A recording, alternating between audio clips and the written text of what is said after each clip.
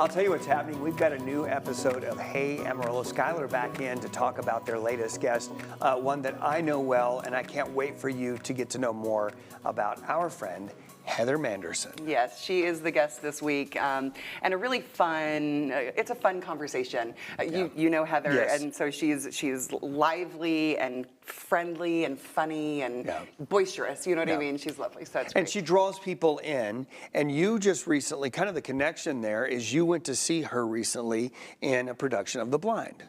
Yeah, and it's really an amazing project. That is central to kind of Amarillo's recent history, you know.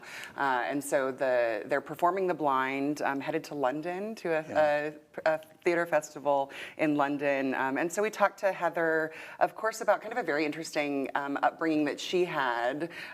She didn't run away and join the circus, but she left home very early to join a traveling theater company. And she kind of reflects like when she was like 13. So very young. I didn't realize it was that young. Yeah. So she just is out on the road at 13 doing her thing. That's right. And trying to juggle, schooling and growing up. Like literally on the road with a troupe of actors, which I just think is really funny and gives her a very interesting perspective. So she's been an actor kind of on and off professionally her entire career. Paused to raise some kiddos and do some different work as well.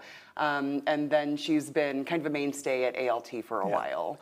And of course, their project that they've been working on the last couple of months, I guess, is The Blind. Yeah, and I know she was in studio not too long ago with the whole group, and it is a fantastic. So a side note, a fantastic production. Please read up on The Blind. It's about the Deneke story here in Amarillo and how I don't know. It just is it's a wonderful take on. It's a very cathartic for those of us who grew up and we were watching this story kind of play out on the news. So definitely go and check that out. In terms of your interview with Heather, what was one of the things that surprised you the most?